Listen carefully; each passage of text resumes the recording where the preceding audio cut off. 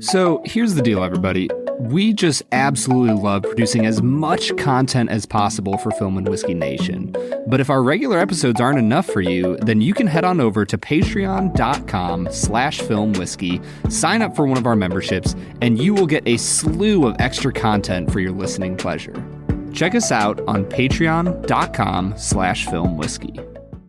In 2006, director Christopher Nolan and stars Christian Bale and Hugh Jackman gave the world a mysterious thriller that had role reversals galore. In 2023, we make a return trip to Kentucky to try a brand of mysterious origin. The film is The Prestige. The whiskey is Quarter Horse Bourbon. We'll review them both. This is the Film and Whiskey Podcast.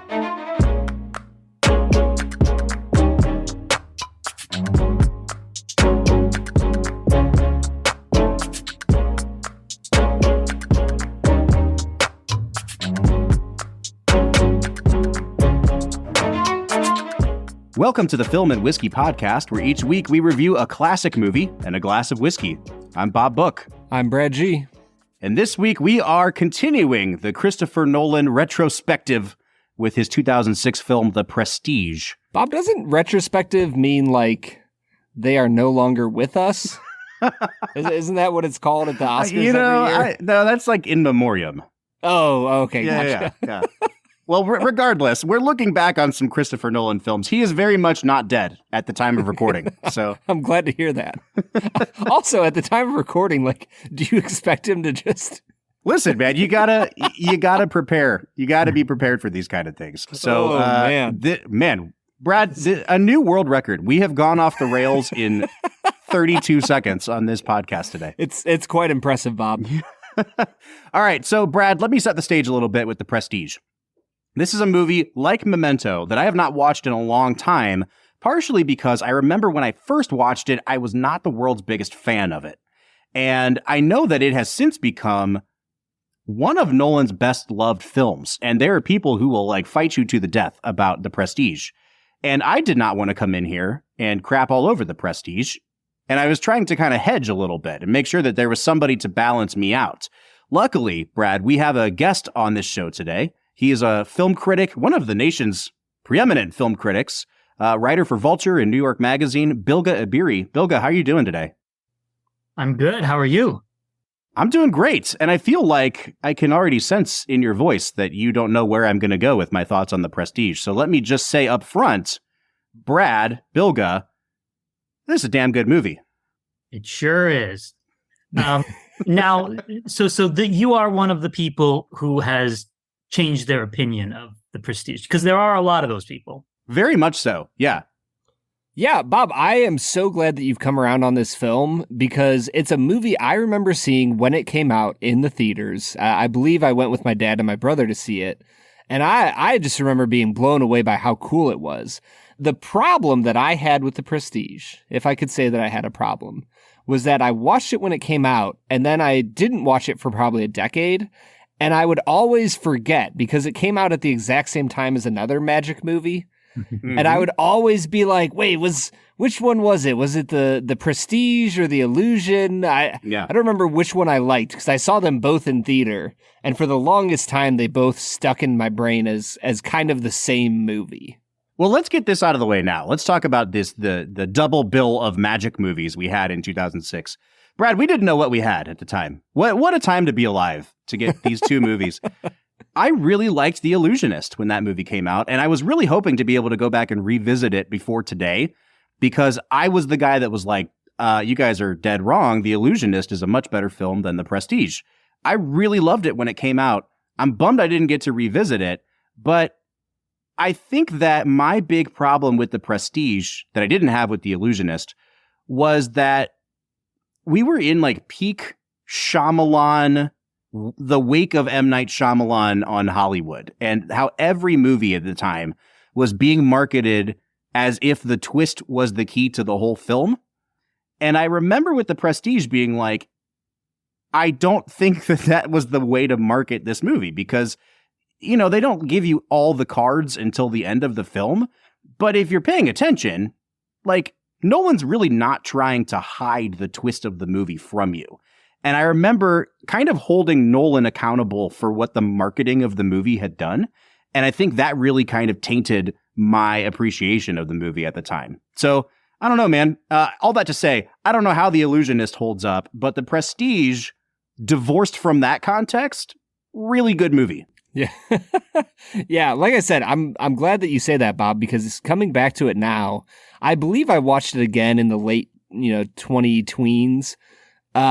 Watching it again, probably my third or fourth time. I love this movie, man. It hits all the boxes of a really suspenseful, fun thriller, and I'm excited to talk about it. Bilge, can you help us set the stage for, I don't want to say historically, like this movie is not that old, but 2006, Nolan's coming off of Batman Begins, and he has this relationship where it's almost like a, one for them, one for me film that he toggles throughout the Batman trilogy. What do you remember the initial kind of reception to this film being? With The Prestige, part of it was the 1-2 punch of the fact that Nolan released both Batman Begins and The Prestige in the same year, if I remember correctly. And Batman Begins was a hit, but Batman Begins, was a fairly modest hit. It wasn't a huge hit. It was, I think it wound up making like $200 million, something thereabouts. Which was good, which was good. And it had decent legs, but it wasn't like, it didn't like blow a hole in the box office. It did, however, get great reviews. And I remember, I was kind of iffy on Nolan before Batman Begins. I liked Memento. I found Memento very clever. I did not like Insomnia. I didn't quite know what to make of him. And then Batman Begins, I had zero interest in a new Batman movie, but then friends of mine were like, "Oh, you got to go see it," and I went and saw it and I loved it. And then when The Prestige came out, I was like, "All right, this is a major dude. This guy's making, this guy's churning them out." And ironically enough, it's the last time he churned them out. And the films contain a number of elements that are similar. Obviously, there are themes that run throughout Nolan's films and stylistic, flourishes and things like that.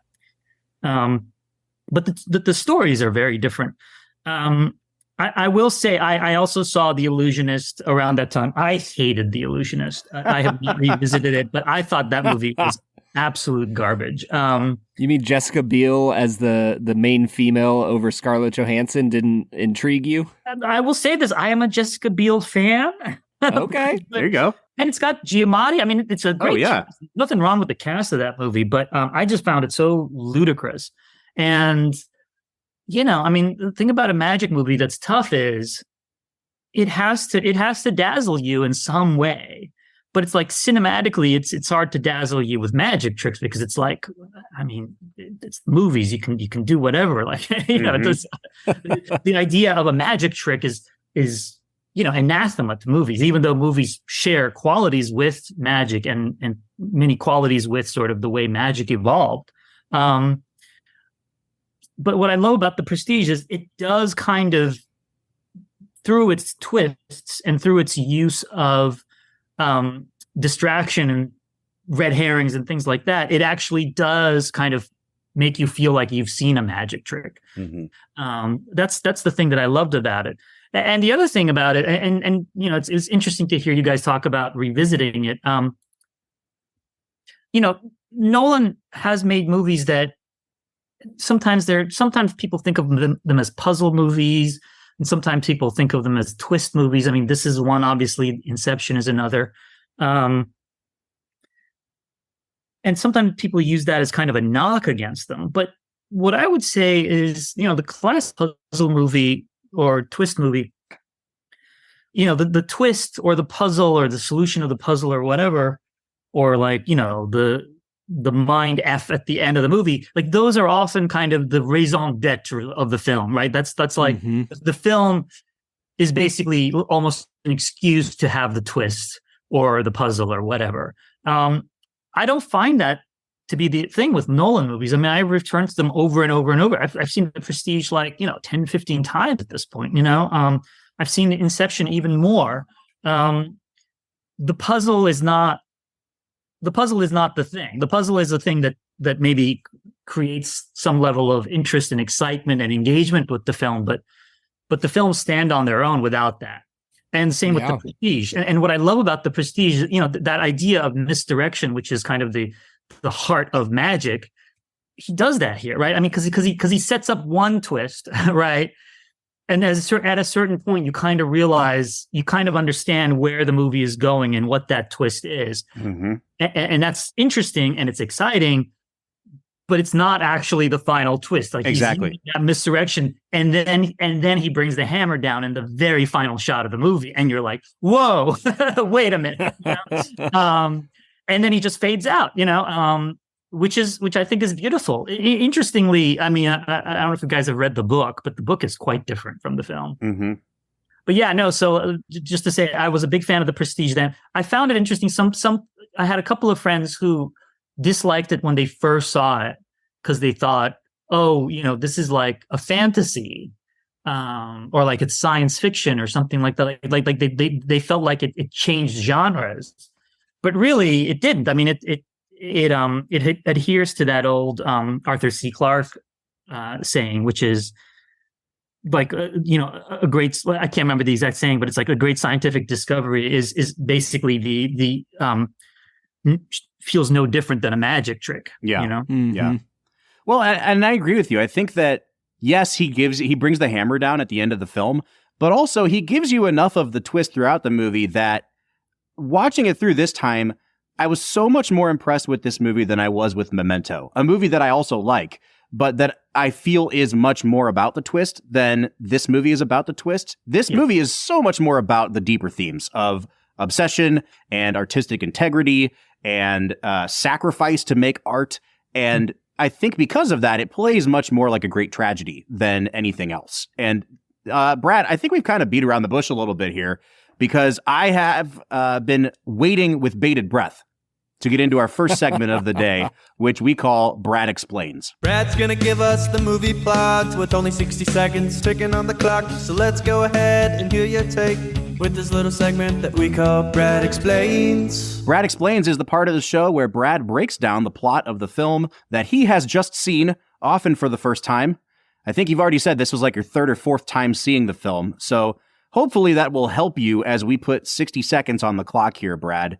Do you think that, like, and not to spoil or step on your thing here, but like, this is another sort of Nolan fractured timeline thing. Mm-hmm. Do you think that plays into the explanation of the movie at all, or not really?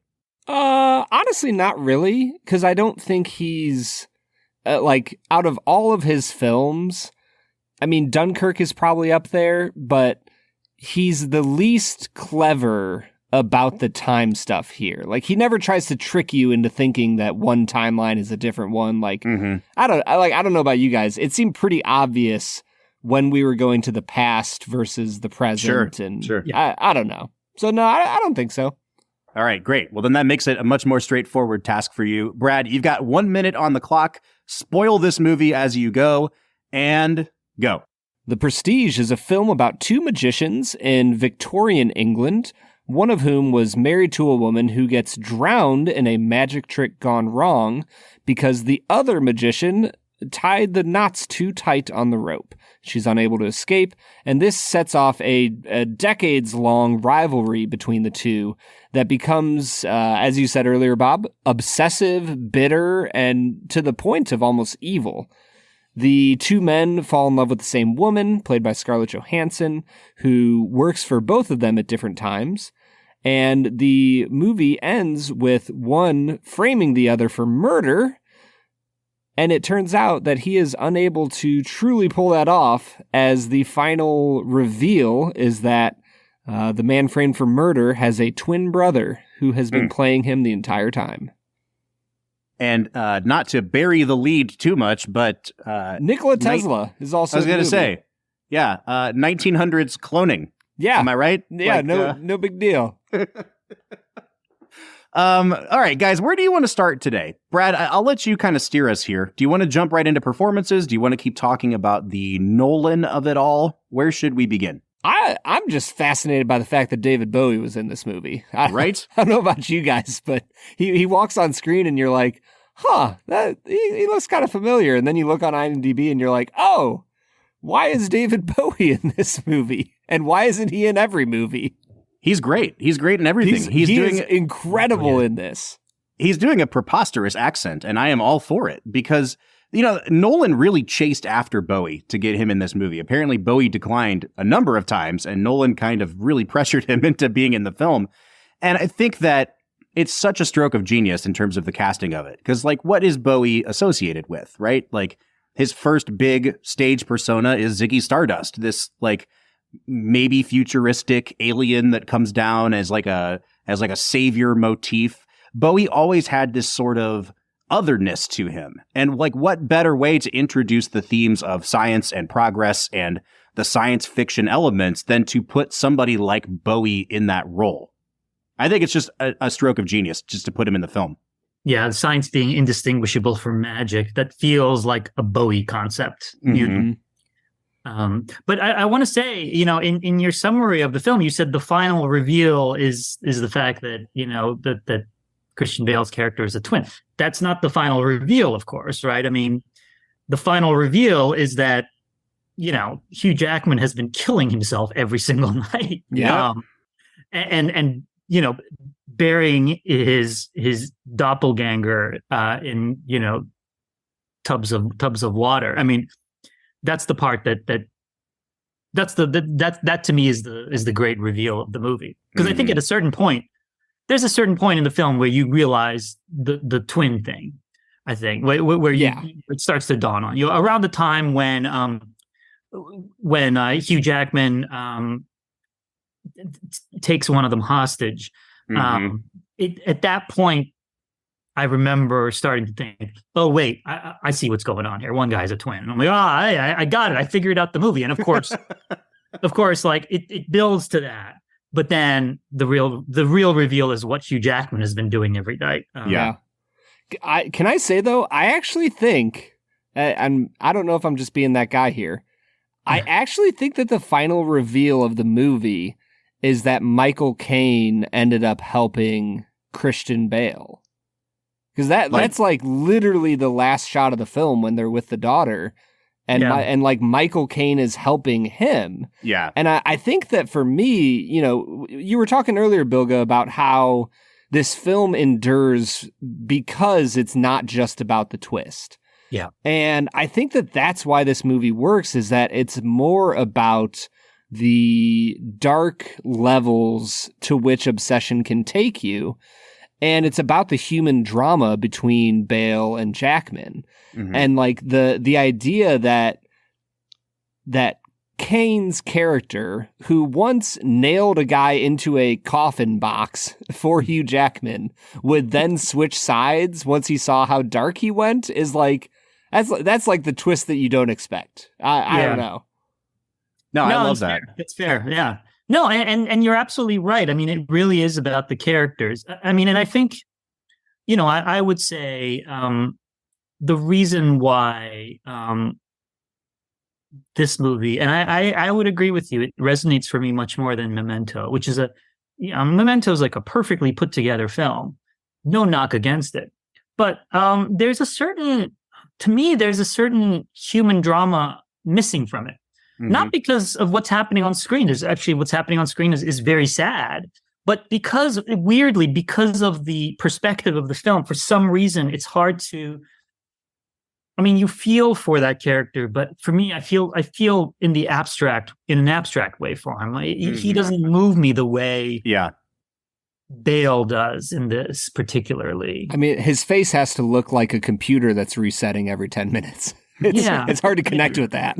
right. Because something about memory is what's what's so moving, and there's a very sort of, I mean, refined, almost existential aspect to the story, which is the idea that Christian Bale or Borden has been living. It's not a double life. It's like a half life, right? Yeah. I mean, the idea that these two men, these twins, have basically been sharing the same life and the same identity, And it's funny when you read the book, it's almost more vivid in the book because it's like Borden narrates part of the book, but it's like the two of them. So it's like he's constantly, it's actually a bit like Memento because he keeps forgetting or he keeps reminding himself of something he said or did. And sometimes speaks about himself in the third person. And later on you realize, it's because it's actually two people narrating. Right. So it's like this idea of the divided self, but not just divided, but literally living half lives, right? It's not a twin that's hiding. It's not a twin that's like sometimes filling in for one person. Like they are literally living one life to the point where their identities have been subsumed into one another. Yeah. And that's a thing that is very, it's an abstract notion, but somehow Nolan and that cast, they make it very vivid in the film and very moving, I find. And, that's one of the things that every time I return to the film, I'm really struck by the beauty and the power of Christian Bale's performance and his character. I really don't think that you can divorce this film either from like where it falls in the Nolan catalog. This is smack dab between two Batman movies. And Brad, we talked last week about how you just really can't underestimate what those Batman films did for Nolan as he continued to hone his craft, but also to develop the themes that he would continually return to. And I think that with this film, and to the point you're both making, the reason this movie works for me better than Memento worked is because you have characters grappling with their own humanity and with how far they are willing to go to either maintain an illusion or to, sacrifice themselves in service of that illusion. I think with Memento, because for that character, Leonard, every moment is new, he doesn't really have to weigh those options very much. Like you get one scene at the end where he decides to self-sabotage, right? And that's the key to the whole movie. But you never see him really grappling with that.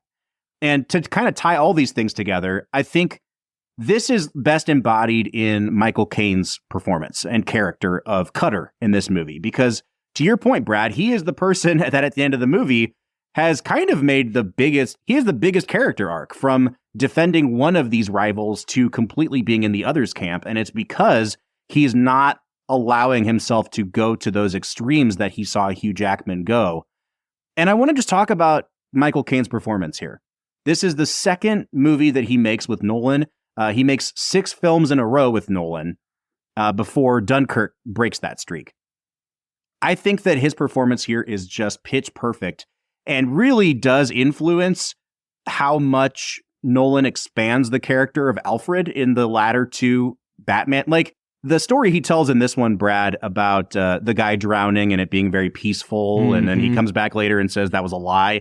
Like that's the exact same function that the some men just want to watch the world burn speech has in The Dark Knight.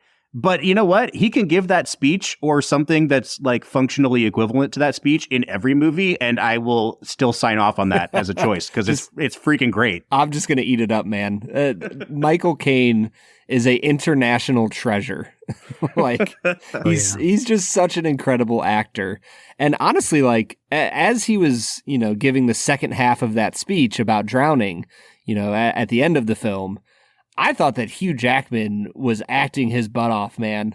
Like the horror on his face as he's hearing him like confirm what his fears are. And even like, watching it this time through, you catch, or at least I caught, how hard he has his eyes closed while the people are inspecting the cloning machine because he knows that he's about to drown. And that hit me this time where I was just like, man, Hugh Jackman was killer in this movie. Yeah. Brad, I have so many thoughts on Hugh Jackman. Like, let's hold on Hugh Jackman. We'll do Jackman and Bale at the same time. But Bilge, I'd love to hear your thoughts on Michael Caine in particular. I mean, Caine is wonderful in this film. I've actually, over the course of the past year, I've been in the midst of a Michael Caine rewatch. I'm watching everything he's done. Wow. So where do the Muppets fall in for you? I mean, he's great in that one. He's so good. He's great in that one. I actually have not revisited that one yet because I think in the end, it's all going to result in a ranking, you know, on those ranked lists. But Sure. It's going to be like 200,000 words. So I haven't even begun to write it yet. But he is, you know, he's able to bring such humanity to a part with just, you know, I mean, just a few lines of dialogue and just a few minutes of screen time. I mean, how much of this movie is he in? He narrates part of it. But he's also the audience surrogate, right? I mean, yeah, he's with Hugh Jackman when we're with Hugh Jackman, and then he turns on Hugh Jackman around the point when we turn on Hugh Jackman, right? I mean, he aligns himself with Christian Bale when we start to align ourselves with. I mean, it's not like they're totally antagonistic to us while watching the movie, but you know, Hugh Jackman has a legitimate gripe. His wife was killed, you know, like. And there's something very cocky about Christian Bale at first, right? But then later the tables turn, the emotional tables turn, and Michael Caine kind of rides that, and as a result, you know, his presence sort of helps propel us towards that character as well, towards one or the other character. So he's used very cleverly in the film. His character is like an afterthought in the novel. Like that character is just kind of mentioned in the background. He becomes a much more pronounced character in Nolan's telling of it. All right, let's talk about what I would say are like the two female leads of the movie. I mean, we could talk about Piper Perabo as Julia, Hugh Jackman's wife in the early scenes, but really we need to talk about Rebecca Hall and Scarlett Johansson. And I will say, just forever, like, you know, from here on after, Rebecca Hall is great in everything she does. She is a freaking treasure. She's great in this movie in a very tortured performance. And I think that in the wrong hands, that role could really tip into kind of over dramatic acting. But she really, really nails the slip into alcoholism and depression. And that character's kind of tragic arc is just played so beautifully by her.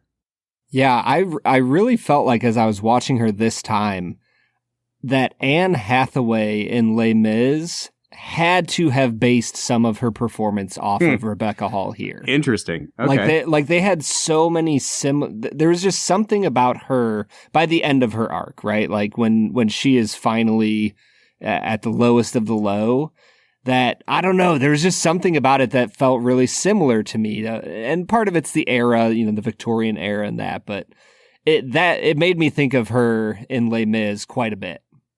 I can't say I thought the same, Brad, but I'm not going to discount your experience. Bob, I know that your, you know, film history isn't quite as extensive as mine, and so I draw on a lot of different stuff. For a noted Les Mis hater, I am just I'm very happy to hear you at least mention the movie here on this podcast, Brad. Hey, I liked like the first 45 minutes of Les Mis. It was the other 3.5 hours that I didn't like. I mean, Les Mis is a terrible movie, but she's very good in it.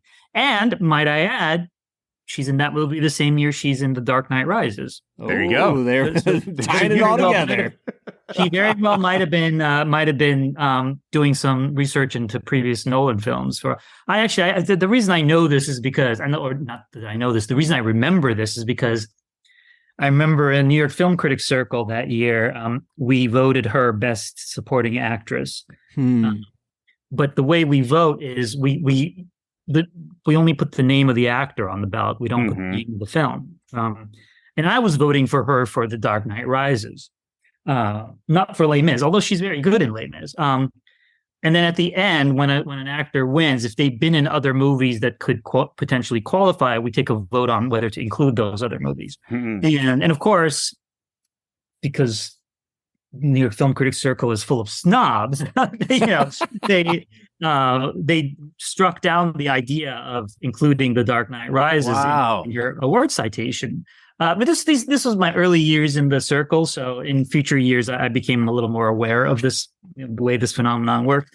But at the time I felt so angry because I was like, "But wait a minute, she got my vote for that movie. Like, right? I was voting for her in that movie. It's kind of bogus that we can't then include that in the citation because my vote helped put her over the top. Whatever. But I think she's great in Dark Knight Rises, by the way.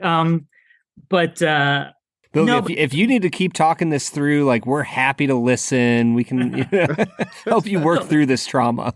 But the thing about Rebecca Hall in The Prestige is that, she has to, like you said, I mean, what she has to do is really difficult. One, she doesn't get a ton of screen time. But also she has to express an emotional reality that we at that point do not have access to. Yeah. Right. So it almost feels like a flaw in the film's design at first, right? Because we're like, and she's like, do you love me? Yes, I do. Not today. Or today you mean it. That whole thing, which we don't yet know what's going on, right? So it feels like this weird sort of emotional situation that she's in. Like it feels like a problem that she has. But because we're not seeing enough of their relationship at that point, and and Bale is a very good actor. I think Bale's like, possibly the greatest actor of his generation, but he's not that nuanced an actor because at that point we're not aware of like the fact that it's two different guys, right? And it's funny because it's this delayed emotional reaction to her. So by the end of the film, her performance gains a kind of retrospective gravity. But while her character is alive, we might sort of be wondering, like, well, what's going on here? Like, what's her problem here? And there's a way to do that. I mean, she could have done that in such a way that it just came off as laughable and completely cold. But she doesn't. Like we buy it. Like we understand that she's unhappy and that she's conflicted and that she doesn't really know what's going on. And that feels very sincere, even though we don't have the full picture yet. And I think that's actually a very high degree of difficulty, both for the filmmaker and for the actor. Yeah. And this idea of delayed reactions and kind of delayed knowledge, I mean, it's an idea that runs throughout Nolan's films. I interviewed him recently and he said, delayed reaction is just kind of like what all my movies are about, and if you watch him, I mean, that's exactly, if you watch him with that eye, it's like, that's the structure of every one of his films. So in that sense, I mean, I think The Prestige works beautifully and it is really, it's like a magic trick. I mean, there are all these things that he's all these balls he's got up in the air and all these things he's juggling, and you kind of don't know where it's going. And then by the end, it all just comes together so beautifully, for me at least. Yeah, I think that's what's so beautiful about her performance is that she is getting gaslit, right? Like super hardcore by the man who loves her and by the man who is pretending to be the man who loves her. Like they're both gaslighting the heck out of her. But the crazy thing that he pulls off is like, we as the audience think that she's the crazy one. Yeah. And I just don't know how you pull that off as a performer to be able to show what it's like to get gaslit, and you, the audience member, don't even realize that you're partaking in the gaslighting until it's like way too far gone. Yeah. Yeah. On the other hand, let's talk about Scarlett Johansson. And I don't know that we need to spend a ton of time on this, but I think this is the movie where I realized that Scarlett Johansson was like a capital letters movie star. And I'm going to say this in the nicest way I can. It's because I think this is probably one of her weakest performances. Like she doesn't do the accent well. She doesn't have a ton to do in this movie. And yet, when someone is a star of the caliber of Scarlett Johansson, it's almost like, I don't know how to explain it, Brad. It's like you forgive them because even when they're off as a character, they still succeed at being Scarlett Johansson. Mm-hmm. Do you know what I'm saying? Like it's like when Tom Hanks every once in a while you're like, he seems miscast in Road to Perdition or whatever. But then it's like, oh, but it's Tom Hanks, and I still will watch Tom Hanks do anything I want. You know what I mean? Like, and this is, I think, that kind of Scarlett Johansson performance for me, where I certainly wouldn't rank it among her best, but like she's very enjoyable to watch in everything she does. Yeah, I guess I would agree with you just from the sense that out of all the actors in this film, I think I probably would have the least notes on ScarJo. I just think she's incredible in everything that she does. She is truly one of my favorite actresses. So I really like her here. I think she does a great job, particularly in the scene where she goes to Borden, Christian Bale's character, and like tells him the quote unquote truth, but then the actual truth. And then when they return to that scene later in the film, like that whole scene between her and Christian Bale, you can feel the raw energy within her. And I think that's probably her best scene in the movie. Yeah, she doesn't, I mean, you're right in that she doesn't ultimately have that much to do in the film. I mean, I think she's very good. But she is, she kind of has almost like a dimension removed because she's not conflicted in the way that the other characters are. I mean, she's conflicted in the way that she has the changing loyalties from one to the other. In that sense, she almost foreshadows Michael Caine, right? I mean, she's kind of a, when he's not on screen, she's kind of an audience surrogate as well, I guess. Mm-hmm. But I'm with you, Brad, in the sense that, I mean, she can do no wrong. I think she's an incredible actor. And the year that, I mean, I thought that was just an incredible year she had with Marriage Story and Jojo Rabbit. Oh, yeah. And yet so many people just like dunked on her. And I was just like, you are all going to regret this one day. I mean, this is a person working at the highest level of their art form. Yeah. Yeah, 100%. I was going to say Marriage Story and Jojo Rabbit, A, two incredible movies, but B, two incredible performances from Scarlett. Incredible performances, yeah. And it's so weird because she kind of got on the Marvel train, and got on the Marvel train in a way that, I mean, belatedly she got her own movie, but for a long time she was the one who didn't get her own movie, right? And so she never quite got the, I don't know, it's like she never quite got the respect or the the box office sort of oomph that maybe some of and it was almost like she was, yet she was in every single damn one of those movies. And then she got killed. Right. I was going to say it was almost like she was undermined from both sides, right? Like she lost the respect of certain people who wanted her to avoid Marvel films, but then she never quite gained the Marvel fans' respect either for the reason you're saying. Like she was never headlining a movie for them. And so she was kind of easy to forget about in some of those movies. Yeah. And she was, I mean, you remember, I mean, she was an art house darling, right? I mean, she was in Ghost World. And I mean, it was right. Well, okay, let's talk about the two leads before we go to break, because, we've already talked about Christian Bale a little bit. I've been kind of chomping at the bit to talk about Hugh Jackman, because my hottest take on this movie is that I think Hugh Jackman's performance in this film is one of the best performances in any Nolan film. And I'm quite honestly shocked that Jackman and Nolan never worked together again after this. Hugh Jackman, Brad, we've talked a lot about like Jack Nicholson and how we always mention that the key to Jack Nicholson is that he's really good at portraying anger. Like when Jack gets angry, it's just something that is, and I think with Hugh Jackman, it's even more specific than that. It's not just like blind rage, which he does have, but it is exuding like bitterness, like deep-seated bitterness. And I think about the look he gives Christian Bale when he shows up at the like mausoleum. Yeah. And man, it's the same look that he is giving throughout Prisoners. I don't know if you've ever gotten around to seeing Prisoners, Brad. Might be my favorite Hugh Jackman performance. And that's why he works as Wolverine, right? I hate to keep bringing this back to comic book movies, but it seems kind of unavoidable today.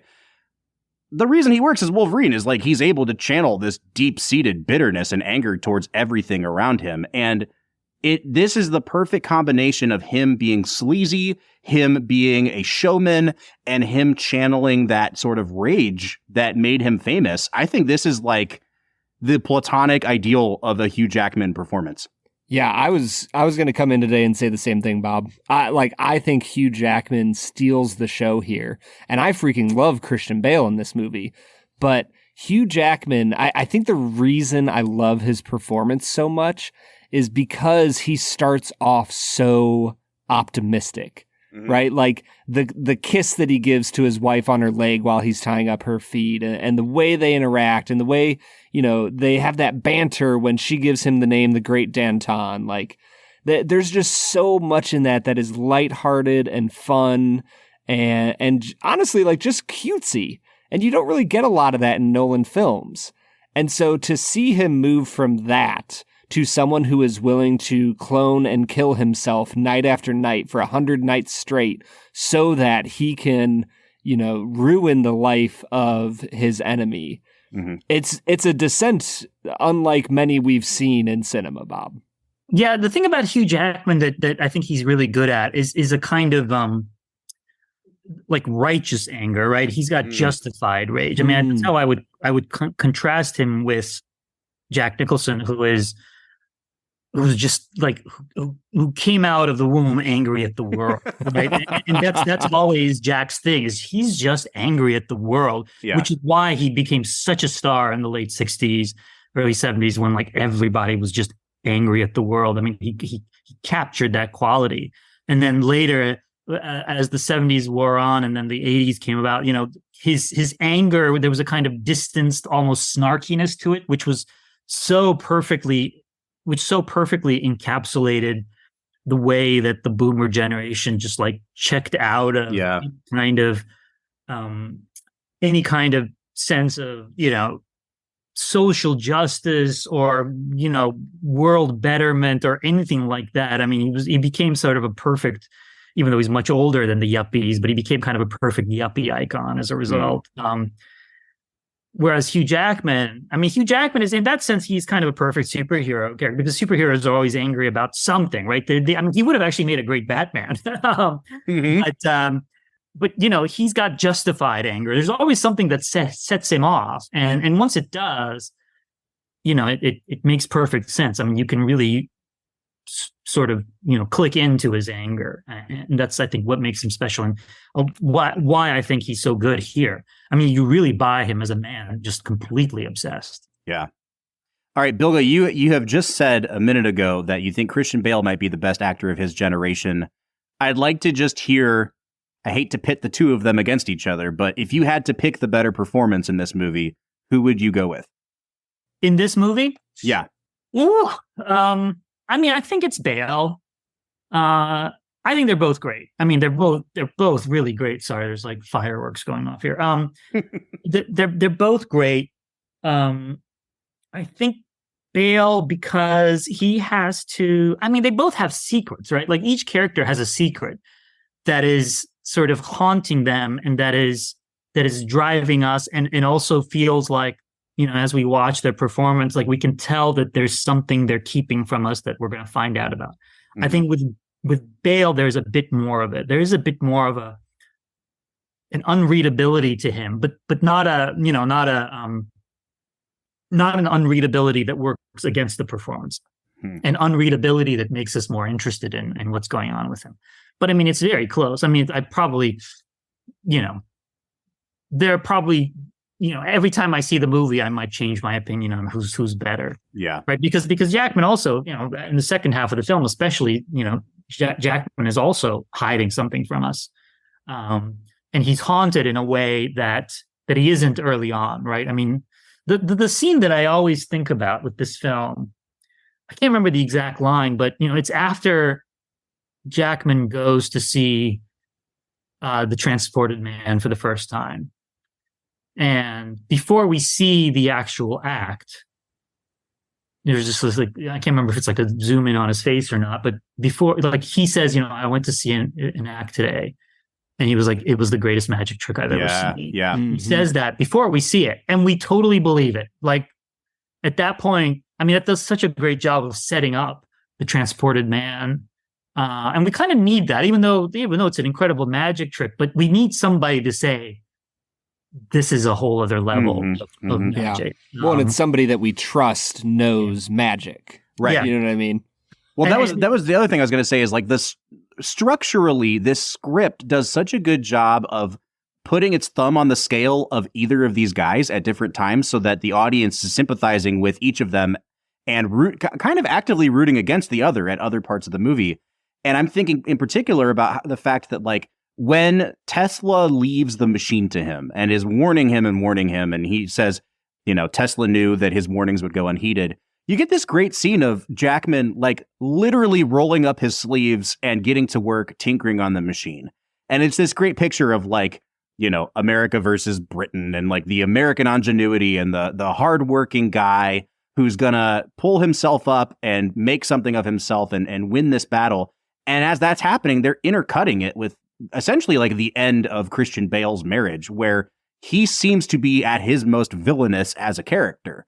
Yeah. And so I just love the way that Nolan makes I guess I would call it the downfall of Jackman's character all the more tragic, because at certain points of the movie, you're actively rooting for him.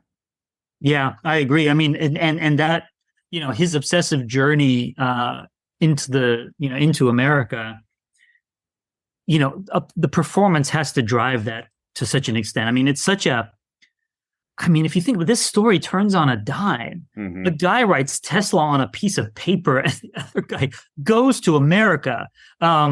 And this is like the 1870s. I mean, this is not an easy trip. This isn't like, I booked a flight. I mean, this is like, it changes his life, right? I mean, to go into the American heartland in the 1870s from the UK, even though he is American, which is kind of funny. That's a huge deal, especially for someone who has fled from his background, right? I mean, it's like, and it's just like because Christian Bale wrote Tesla on a piece of paper, like, and to sell that to us is, that's again, it's a high degree of difficulty situation there, and he does it. We totally buy that this man would go to what is effectively the ends of the earth in that age, for this.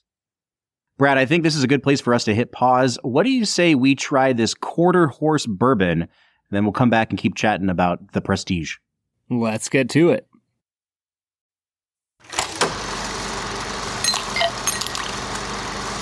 All right, everybody. Today we are looking at quarter horse Kentucky bourbon whiskey. They did not market the full horse, only 1/4 of the horse, Brad. When you go to your horse butcher, you can ask them for a quarter horse. Ooh. Yeah. That's a great joke for people from Kentucky. I'm sure they love it. All right, so here's the thing about quarter horse. I picked this up for us, Brad, when we made a trip to Kentucky, and I stopped at one of my favorite stores in the world, Party Source. And up towards the front of Party Source, they have a huge section of little 50 ml sample size bottles. We used to call them airplane bottles, but you don't get them anymore. And it was all the major brands. It was like Maker's Mark and Jack Daniels. And then they had Quarter Horse. And I thought to myself, like, well, I've never heard of this brand, but for them to be carried at such a major retailer and to have invested so much money in making these little tiny bottles, like they must have a big conglomerate behind them. Maybe this is like a Heaven Hill brand or something that I've never heard of. So I picked a couple up for us. They were $1 a piece. And I have come to find out that I know very little about this brand because they are not what I thought they were. Like they're an Owensboro, Kentucky distillery, from my understanding. And I think that they're aging their bourbon more now than they were when we bought these samples about a year ago. I'm looking at their website. It says that their bourbon is now considered a straight bourbon, which would mean at least 2 years old. And the ones that we have in our hands do not say that. And in fact, on the side, in very small print, it says aged a minimum of 1 year. So this is very young whiskey. Very excited to pair this with the Prestige. See if they can pull off a magic trick here. Oh, man. We'll see about that. I don't have any mash bill info. I know that it says it's 46% ABV, so 92 proof. That's all we have to go with, Brad. That's about it, man. Yeah, I am not excited to get into this with you. I have been letting this kind of air out in my glass for a little while now. When I first poured it out, it had, I'm just going to be frank here, an almost offensively young smell to it. Like a craft whiskey smell and also a young whiskey smell where it reminds me of some of those like really bad whiskeys we've had. I will say that this one, it didn't quite have that like chemical Tarnexy smell I've gotten before, but it smelled almost like artificial, like coconut hand lotion or something. It almost smelled like Ooh. artificially sweet to like mask how young and grainy it is. Yeah, I'm with you 100%. And like every time I think about coconut hand oil, all I can think about is eating it. So this is going to be a great experience, Bob. I can already tell. Yeah, I don't like this on the nose, man. I'm sorry, I don't mean to cut you off, but I forgot to give it a score. I'm going to give it a 4.5 out of 10 on the nose. Yeah, I give it a 5 out of 10. It smelled like cherry Robitussin to me. Okay. There's the corn, there's the ethanol. And then this is a note that I've never given before. And it's a note that, like, if you know, you know. You know? It smells like barn. I just love that you described it as if you know, you know. You know? You know? Yeah, it smells like barn, Bob. Yeah. And that's all I'm going to say about that. Yeah, I think that's kind of what I mean when I call it grain forward. It's not even so much grain forward. It's like hay forward. You know what I mean? Like wet. There is that wet hay. Yeah, 100%, man. Not great. Yeah. And I'm sipping this live. I know you've tried it already, so I'm going to give it a sip while you influence me with your tasting notes. Yeah, honestly, the taste is not good. It tasted kind of like cheap red wine. Like if you bought like a $4 bottle of red wine, it was kind of fruity. It tasted like sweet corn that didn't have any like seasoning or butter on it, and it tasted like ethanol. So 4.5. Great score for a 1-year aged whiskey. I don't know how to explain what just happened on my palate. It's almost like this whiskey rushed itself down my esophagus. Like, it was the fastest tasting experience I've ever had. It was like sweet, honey, vanilla. You swallow it, and it's like, oh, a little bit of oak. And then like midway down my esophagus, it like detonated a bomb of like really, really prickly alcohol to the point where I was like, oh, it mimicked the feel of like acid reflux. You can hear me over here. I'm like struggling through it. I wouldn't call it a harsh whiskey, but it's like not complex at all. And then you don't notice what you've drank until like midway through the finish of it. And then it like reignites this really prickly alcohol burn. I don't think this is a poor whiskey on the palate, but it's nothing to write home about. I'll give that a 6. The finish, again, like I'm struggling through it. It doesn't taste bad, but the alcohol burn doesn't feel balanced out with the rest of the experience. It is a little bit harsh. So I'm going to give it a 5 out of 10. Yeah, I actually gave it a 5 out of 10 as well on the finish. It's short, it's grainy, it's generically sweet. It's not the most offensive part of the whiskey, but it's not good. For balance, I give it a 4 out of 10. I actually think this is well balanced in the sense that it's all bad, but I'm not going to give it a good score because it's the well balanced experience all the way through. I don't know if we're just like finally living into our truest selves, Brad. We're usually not this curt with our comments on a whiskey, but like, folks, I really am enjoying our conversation with Bilge today, and I really would like to get back to that. And I just don't like this whiskey. It's not great. I will give it a 5 out of 10 on the balance. I think that with some time, this actually could be a pretty good whiskey. Like, it doesn't taste offensively young or anything. It's just a really young whiskey that tastes harsh right now because it needs time to mellow out. At 4 years, this might be good. At 1 year, which we have it at, not great. So it's a 5 out of 10 for me. And that brings us to value. Now, like I said, we're drinking $1 worth of this. Brad, how much is a 750 ml bottle of this? It is $30, Bob. It's hard to give it a true value score because I know that they're releasing a more aged version of it now. Yeah. If what we have was magnified up to 750, I would not pay $30 for this. I mean, if this was like $15, I'd be like, all right, cool, give it a shot. I know it's a craft distiller, and honestly, $30 for a craft whiskey is not bad at all, but the whiskey itself is not good. So I'm going to give it, I don't know, I'll be generous. I'll give it a 6 out of 10 on value. Bob, this is a 1 out of 10 on value, bro. $30 for this? Come on. I guess what I'm sure like, that their 2-year product is better. Yeah. But I'm going to give it, fine, I'll give it a 1.5 out of 10. I think the only reason I'm generous. giving it, it's our classic thing of like how we consider value. I don't know that a You craft consider it distiller, wrong. well, I don't know that a craft distiller can produce a bourbon for less than like a $30 price point. Like this is pretty, you got to admit, when you think about like all the craft distillers we've ever sampled from, their bourbons are always like $45 because it's really hard for them to make a profit off of this. So like this is already like bottom tier pricing for a craft whiskey. And I'm trying to at least give them credit for that because it's not like they're trying to upcharge people too much. But you're right. I don't think it's worth $30. I'm coming out to a Bob, Go ahead. I have 3 words for them. Make better whiskey. Man, you're on one today, dude. Jeez.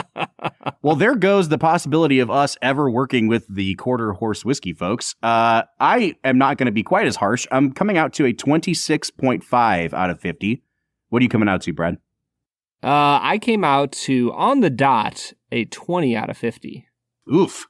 So we're at a 46.5 out of 100. This is, folks, one of the lowest rated whiskeys we have ever had on Film and Whiskey. And it feels weird to say that, Brad, because I know for a fact we've had significantly worse whiskeys than this one. But I mean, there's nothing to write home about with this whiskey. It's, it needs more time. It just does. Bottom line, end of story. Yeah, this is a whiskey that needs more time and a lot of things, Bob. It's not good. You know what is good? What's that? The Prestige. The Prestige is so good, man. It's just so entertaining. Let's get back into talking about that. What do you say, Brad? Let's get to it.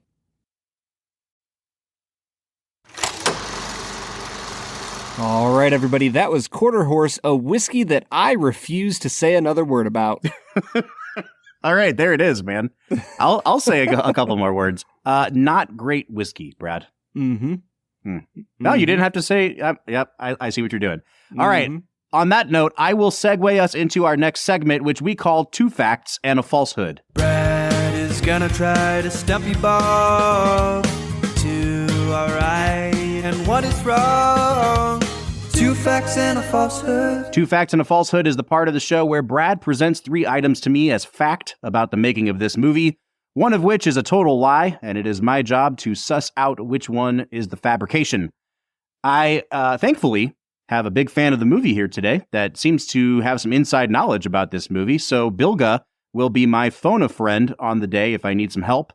Brad, I am sitting right around 500 on the season. You've been doing a pretty good job keeping me in check this time around, man. Yeah, I think that we are like evenly matched at this point, and and honestly, that makes it a little more enjoyable for me. I think it truly is a microcosm of the Prestige. Like you have metaphorically shot off 2 of my fingers, and I'm coming for you at this point. Is this podcast just going to end with us murdering each other somehow? Do you have a twin brother out there? Little do you know, man.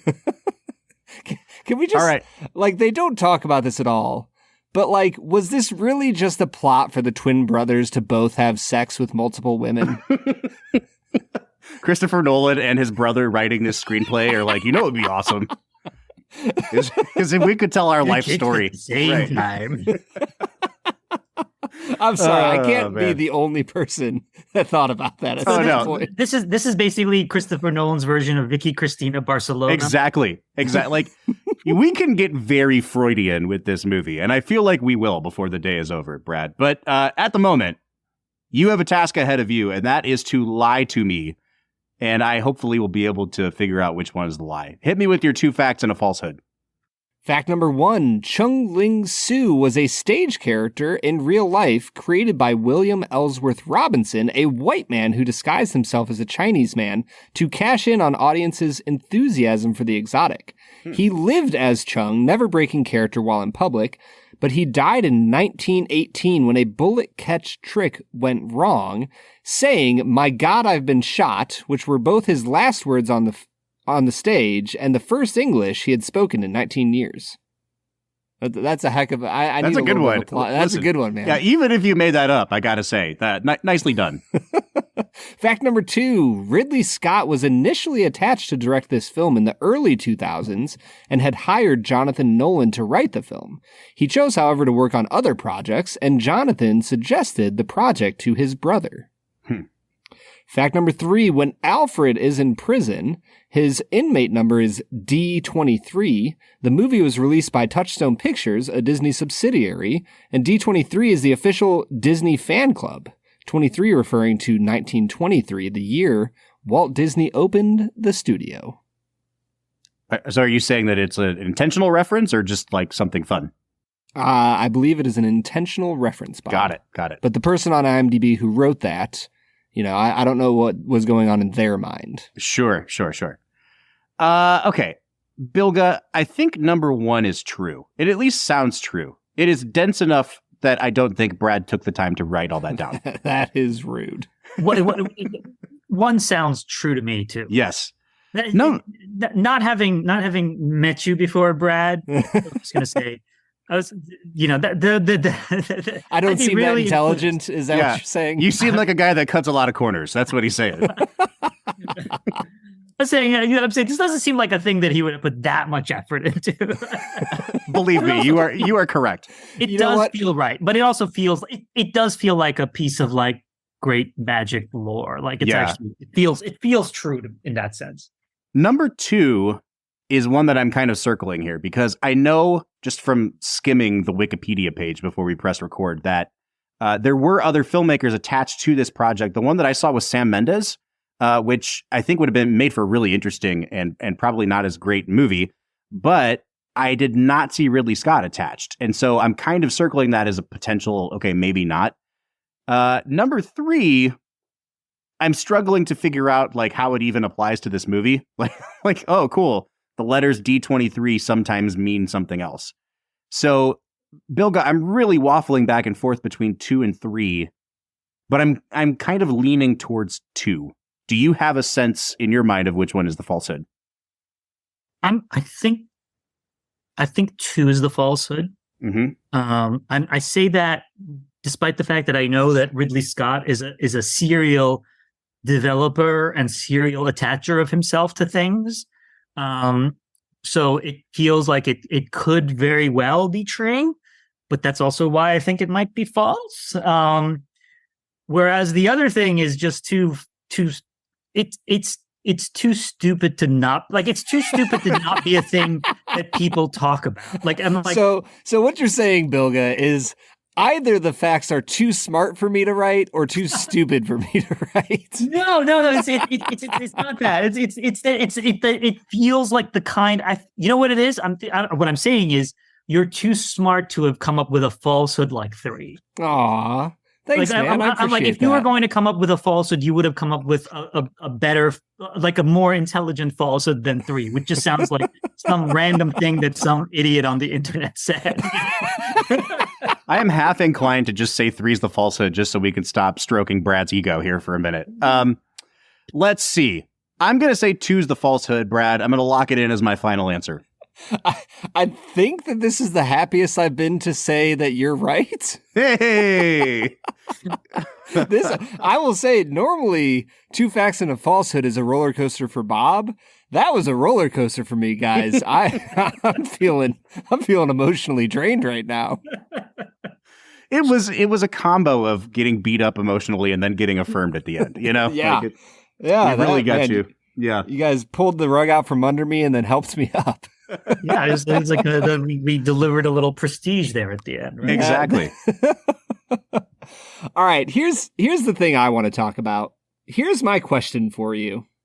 So I was reading Roger Ebert's review on this because at this point, if the movie has a review by Ebert, I have to read it. Mm-hmm.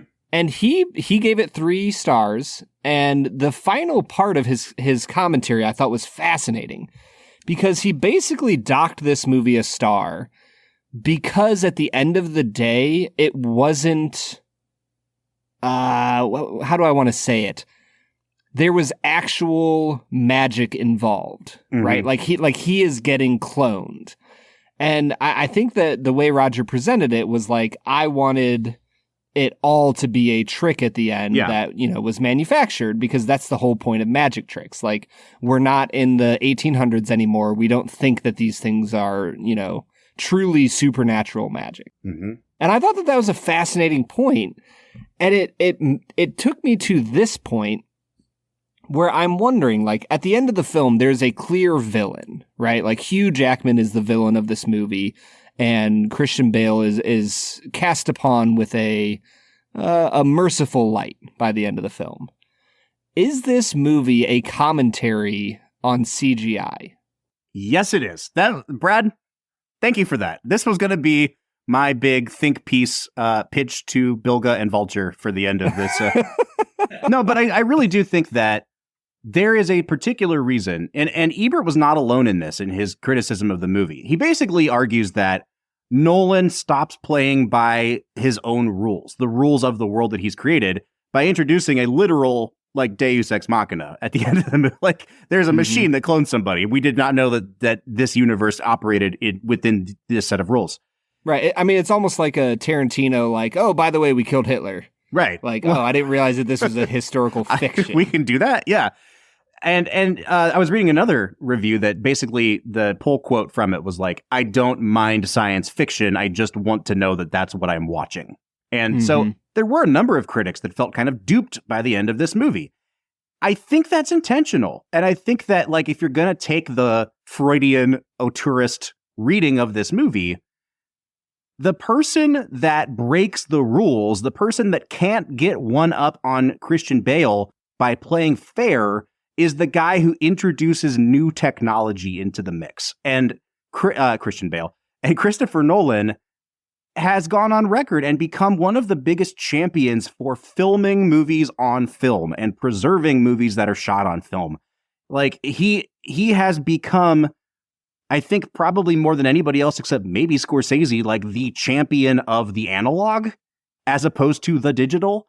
And this movie, if you want to take that reading, I think you could look at that Hugh Jackman character and say that's exactly what Nolan was trying to do, was to present this guy as, you're cheating by trying to introduce this entire new system. You can't do it better than somebody, and so you cheat. And the cheating is the introduction of these computer, facsimile movies that are being churned out from the time this movie's made to now. I really do think that's a legitimate reading of the movie, Brad.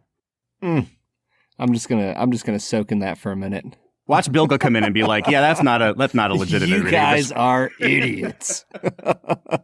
I think that's a really interesting reading. I mean, I think I don't know that that's what he was thinking of. Like in the moment, but I mean, I think. Having watched his films and having read interviews with him and things like that, I mean, there is a kind of how do I say this without sounding like a criticism? But there is a kind of almost a Burkean conservative quality to Nolan, a sense of like preserving the past or preserving aspects of the past and being somewhat skeptical of technology. I mean, it's in all his movies, right?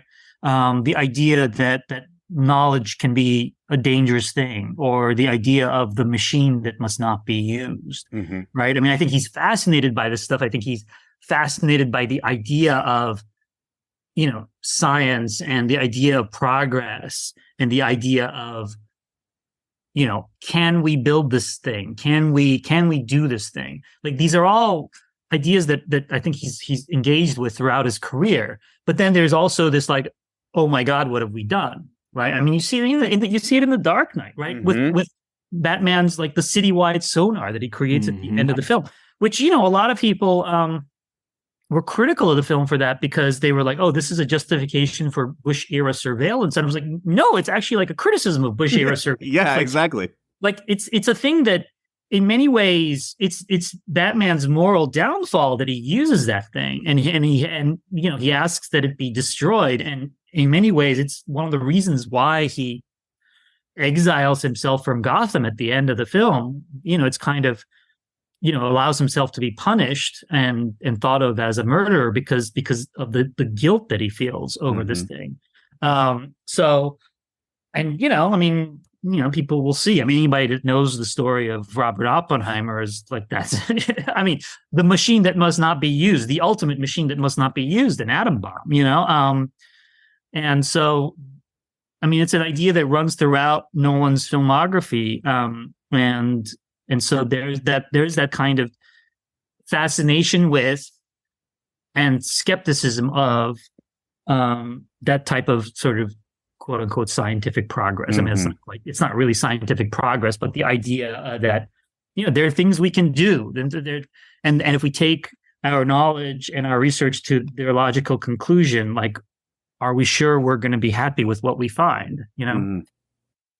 Brad, I really do love the idea of these characters as sort of representative of Nolan in a way, though. And I think that there are elements of the themes that we see throughout Nolan. So, like, if you want to read Nolan onto these characters, I think that final confrontation between the two, between Bale and Jackman, it has such fascinating implications because they're both right and they're both wrong. And it's really Jackman in a way that gets the last laugh, even though he's dying. And he basically tells Christian Bale, like, you never understood why we do this. Like, you're obsessed with the craft. You're obsessed with getting better, but you get no pleasure out of it. You get no enjoyment out of it. And he says, like, I have a much more pessimistic outlook on the world, but what I get joy from is being able to fool these people for 1 second and seeing the look on their faces.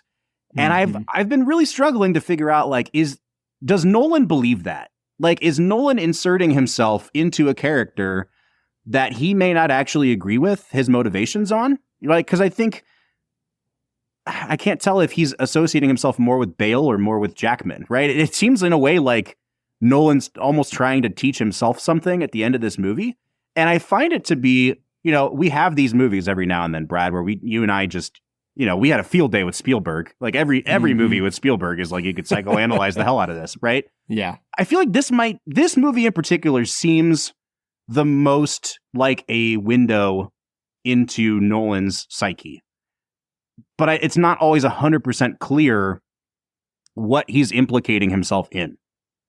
Yeah, I mean, in a certain sense, this is a movie about putting on performances, right? Like getting up on a stage and putting on a show for people where they suspend their disbelief. So, like, in a weird way, this is a movie about making movies. Yeah. And I think that with that in mind, you can definitely point to certain things and say, like, yeah, Nolan is most likely inserting himself into these places. I think the fascinating thing for me is the idea of, like, Jonathan and him as a duo. Like, to me, it's just fascinating that Jonathan continues to write these movies for him, and the idea that they are a pair here, like, that is fascinating to me to see played out in The Prestige, that these two brothers are so close that they're able to work together in such a capacity. Right. Like there's got to be something there, right? And to share a woman.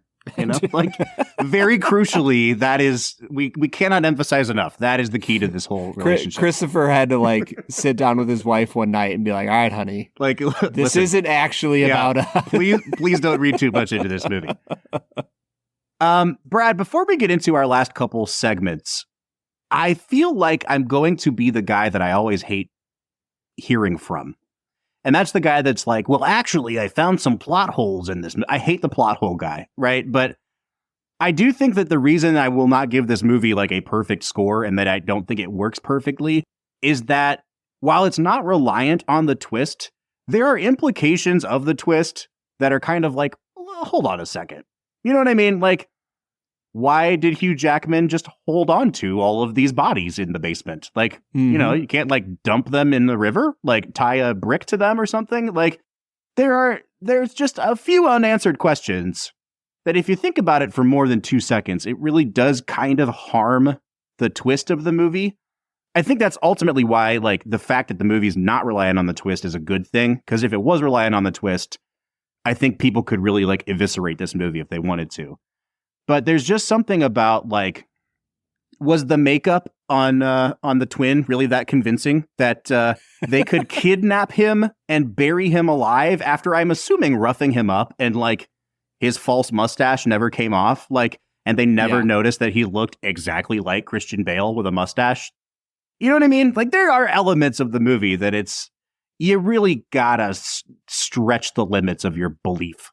For me, the one thing that really stretched my belief was the fact that he just had made millions and millions of dollars off of his magic show so that he could go live in Colorado for 6 to 10 months and finance all of Nikola Tesla's stuff. Like, that was the one thing where I was like, man, where did he get all this money? And then he comes back and he's able to establish himself as an English lord with like a castle and grounds and servants.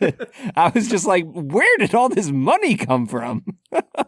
But isn't his whole thing that's actually like that he comes from money, right? Isn't that, I thought that was the whole thing. Like, yeah, like there's definitely class elements to it. But yeah, because he does have that line where he says, like, you know, my family thought that this was too, you know, low for me. Yeah, like he's running from his family. Well, no, you're probably right. I honestly didn't think about that. Yeah, but you know, that's fair. One thing that really pulls me out of the movie, and this is a complete aside, guys, is like when he's dressed up as the twin. What's the guy's name that he calls himself as the twin? Oh God, I forgot. Yeah, okay, whatever. You know, we'll call him Jeff. When he's dressed up as Jeff. They get, you know, he has these kind of like little pudgy chipmunk cheeks a little bit. He looks exactly like Charlie Day from It's Always Sunny in Philadelphia, like in Victorian garb. And there were a couple times that I was like, how much better would this movie be with like a Dayman song inserted into it? You know, like I could not get over. Go back and watch it again. It's uncanny how much he looks like Charlie Day. Oh man, we need to get away from Dayman real quick, Bob. So I actually have a plot hole as well, and it I think it only really dawned on me the last time I saw the film, but possibly it dawned on me before too, and I just forgot about it. But so, I mean, as we see in the opening scene of the film, Christian Bale, his character, like it's, you know, Hugh Jackman is doing the transported man. Christian Bale goes down there, sees Hugh Jackman in the tub of water drowning, and he you know, he tries to, you know, bust through and he doesn't, and you know is accused of killing Hugh Jackman. But like, given how quickly the magic trick works, by that point Hugh Jackman would have been replicated already in the audience, right? And like reemerged. Yeah, 100%. Reemerged, right? So at that point, you can't blame it. Like, you can't accuse him of murdering the guy. Mm-hmm.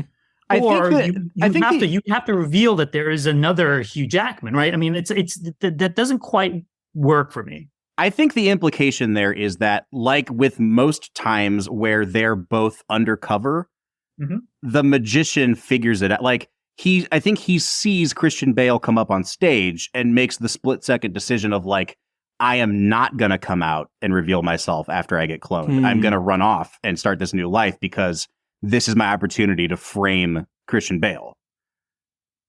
Like, that was at least my reading of it, right? Like, he made the decision because I think the cloning machine, he recalibrates it so that instead of cloning him in place, the clone is the one that stays behind in place and gets dropped into the water, and then the real Hugh Jackman is the one that gets shot into the back of the theater, right? Oh, see, I never thought that. No, they're both real. That's the thing. It's like, because he says, I never knew if I was going to be the one to drown or not. Like, that's the thing that's tearing him apart, is that I mean, it's if you think about it, it's kind of an elegant counterpoint to the fact that Christian Bale is living two lives. Like he's like dying a death. Like he's dying two deaths in a way. Like, not two deaths, but like it's a kind of like, but it's like a mirror image of that, right? Because, you know, Christian Bale never knows who's living his life at any given moment, and then Hugh Jackman doesn't know who's dying his death at any given moment. Like, yeah. So that's the thing. It's like he doesn't know because his consciousness is being fractured essentially. And there are two of him, but one dies. And that's fascinating because he doesn't know. He doesn't know when he goes into the thing, that particular consciousness. Am I the one that's going to end up in the drink, or am I the one that's going to end up in the thing? Yeah. Got it. Honestly, it almost feels like getting into a time travel conversation with your friends about like how time travel works. Right. Yeah. Where you're like, well, if he's splitting, like, is he an exact copy at the back of the theater that like not only is an exact copy of knowing everything that the original knows, but also feeling everything that the original feels, like feeling the depth of hatred towards Christian Bale and there's so many questions that I had coming out of the theater when I first watched this of like, and it was all about the cloning. Like I didn't care about anything else in the film. I was like, I need to know how this cloning works. Well, and now 15 years later, I'm like, oh, the movie's a lot more than that. Well, I mean, it is, but it ties directly into that, right? It ties into this idea of the fractured self and what that means for cloning, and which is actually, which I guess is a question if cloning were to be possible. Like that's a thing that we would have to be wrestling with. But the fracture itself is also this idea that runs throughout Nolan's movie. I mean, the superhero movies like Bruce Wayne and Batman. I mean, talk about a fractured self and a guy who can't live one full life, one fully realized life. I mean, you see a variation of it in Inception. You see a variation of it in Interstellar. You see it in Tenet, right? I mean, the most powerful moment of Tenet for me is, at the end when they go back to the airport and we suddenly realize, oh, he was fighting himself in that scene. Yeah, right. That scene is so powerful to me because it's like, obviously, within the context of the movie, it's about a specific thing, and it's an action movie and whatnot. But like, there's such great metaphorical power in that, and I think Nolan is very much aware of it because he's been playing with this idea his whole life, right? And even Memento. Oh yeah, like who killed my wife? Oh, I did. But I can't live with that. So let me. Yeah, exactly. Right. Exactly. So yeah, I mean, it's just this thing in all his movies, and I find that really powerful. But yeah, it's in the book. It really is. It's a really great book, but it is so much more a novel than a film. And I gained even more respect for Nolan and for Jonathan Nolan after I read the novel, because I just kept thinking to myself, there are so many changes they've made to the novel while sort of maintaining its spirit. Like the changes that they've made make it so much more effective as a film. Like the novel, you could not adapt that novel straight into a movie. It just wouldn't work at all. It works beautifully as a novel. And it's so different. Like the film is so different in so many ways, but they've streamlined it and simplified it, but then expanded on certain other elements in the novel that are just briefly mentioned. And it's a wonderful adaptation in that sense. I mean, if I ever like taught a class about, adapting books to film, I would assign this one. Man, I'm really regretting not picking the book up before we recorded this one, Brad. Like, yeah. Every once in a while, I feel like you can get away with it. Like, I didn't really need to read the book because the movie's so good. But it sounds like they really, it's really interesting when it's a true adaptation, when it's not just lifted from page to screen, and they do find ways to make it more cinematic. It sounds like that was the case here. Yeah. I mean, you don't have to read the book to be able to appreciate the movie. So don't worry about the fact that you haven't read the book. But it is like, if you do read the book, you gain a different appreciation of it, because it's like, oh, wow, like what possessed them to do this with this story element? You'll see. And you read the book. I mean, it's honestly, I read it in like 2 days, and I'm not a fast reader at all. And it's like 350 pages. It just breezes by. Well, guys, I think this is like a perfect segue into talking about a perfect movie to pair this up with. So, Brad, let's get into our final segment of the day, which we call Let's Make It a Double. We're near the end of the episode, so thanks for listening to the Film and Whiskey Show. Let's pair another film with this one, even if it's a struggle. It's our final segment of the day, now let's make it a double. Like I said, Let's Make It a Double is the part of the show where we pair this movie up with a second film to make the perfect double feature. Brad, as we have a guest with us today, I think we should let him go first. Bilge, we've been giving you some time to ruminate, to marinate on this. What would you pair The Prestige with? I went back and forth on this one. Obviously, there are two sort of obvious examples that are not going to be my choice. But we've talked about The Illusionist. I mean, the movie effectively was a double feature in that sense. The Illusionist, which is the other period magic drama thriller about obsession that came out around the same time, and which I think blows, but I haven't revisited it since then. So,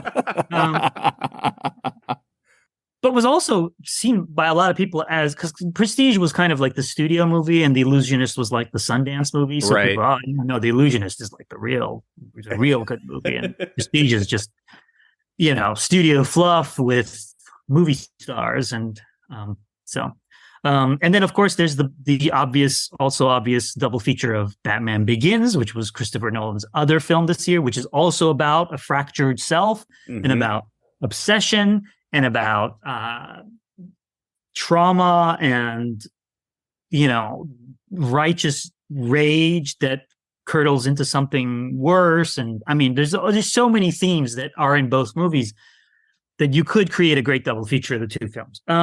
But the movie I'm going to go with is a movie made by a gentleman with whom I just published an interview that I think also makes movies about two strong opposing personalities who in some ways can't live without each other, but are often trying to destroy one another. And that movie is John Woo's Face Off.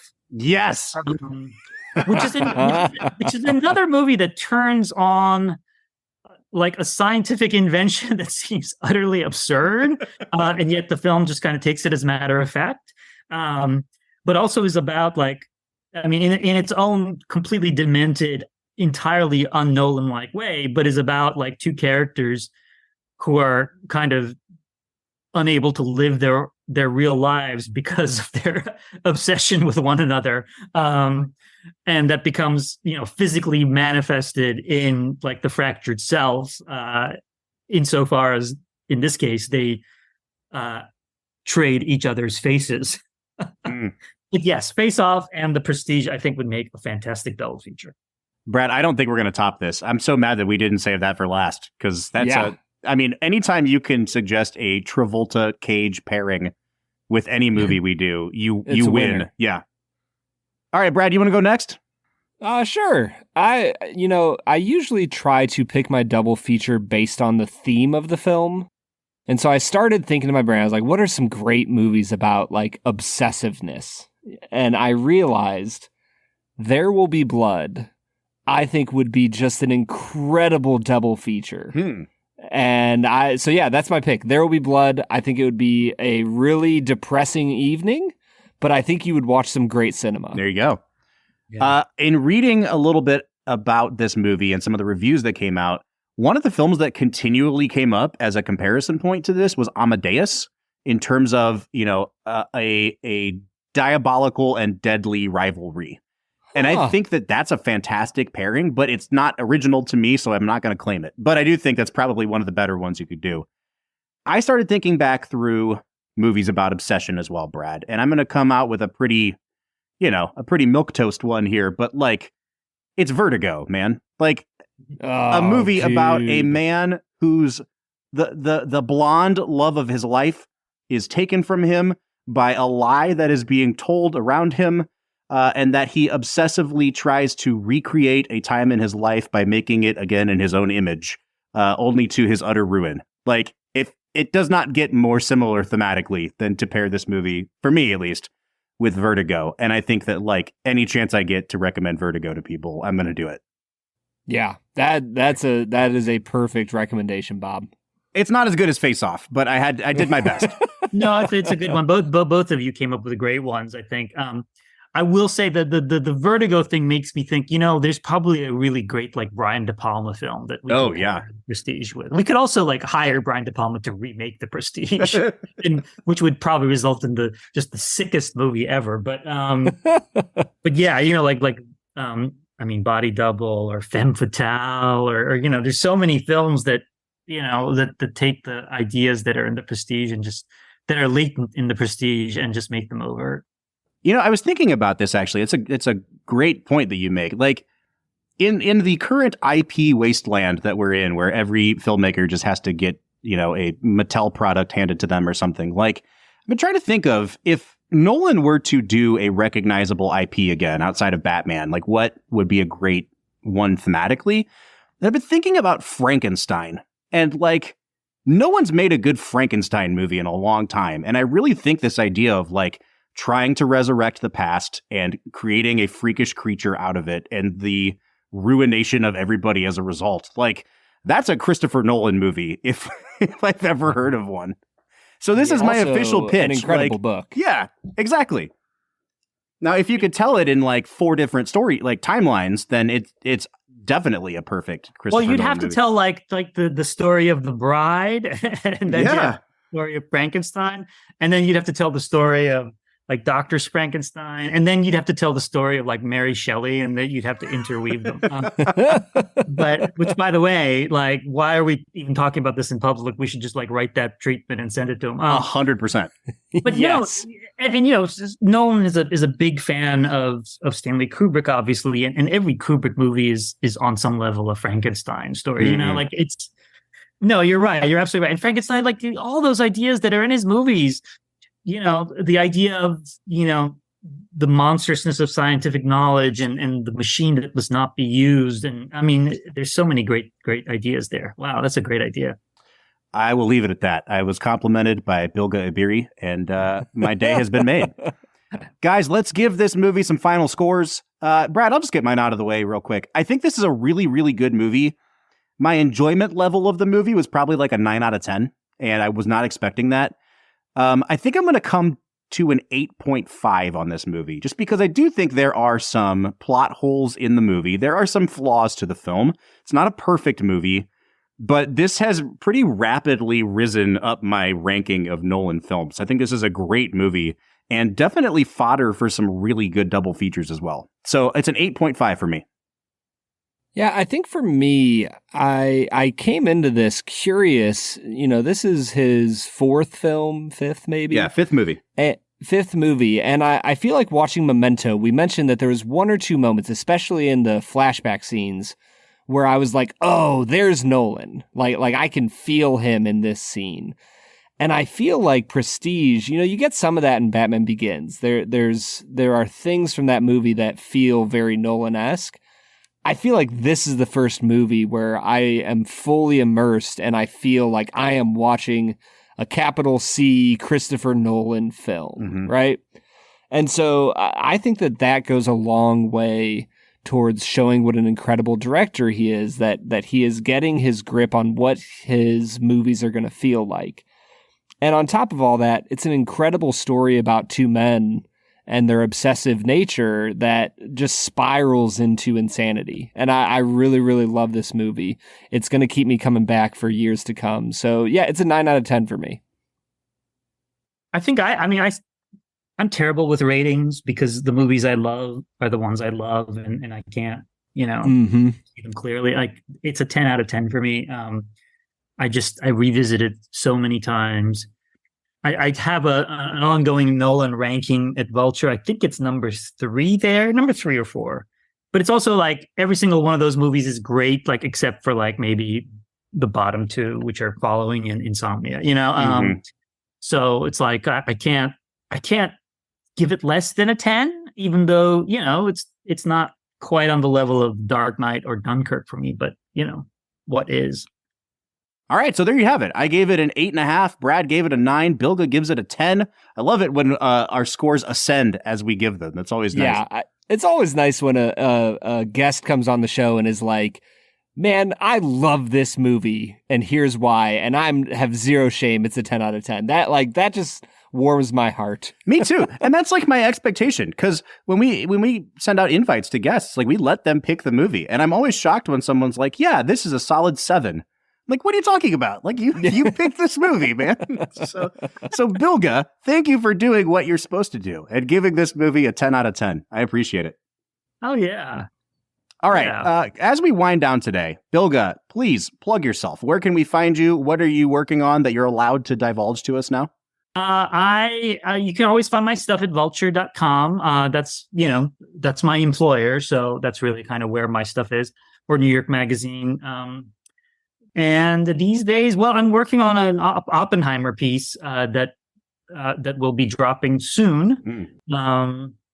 Hopefully, at the time of writing, at the time that we are talking, it has not been filed yet. So hopefully it's not killed before this runs out. But I'm always every week I review something. So we've always got something in the works. I love it. Is there a code of ethics around saying that your piece on Oppenheimer is dropping sometime soon? Like, are we allowed to lean into the double entendre of that one, or not so much with Oppenheimer? Yes. Somehow I suspect my piece will have less of an impact on world history. That is fair. That is fair to assume. Than the other one that dropped. But yes. Well, Bilge, we cannot thank you enough for joining us today. Everybody, this has been Bilge Ebiri, one of our favorite film critics and lovers of the movie Face Off. Brad, we will be back next week as we finish out our little mini-series on Christopher Nolan with his 2017 film Dunkirk. I'm pretty excited for that one. Is that going to be a first-time watch for you? It sure will, Bob. Oh, that's exciting. Cool. Yeah. All right, so join us next week for Dunkirk. But until then, I'm Bob Book. I'm Brad G. And we'll see you next time.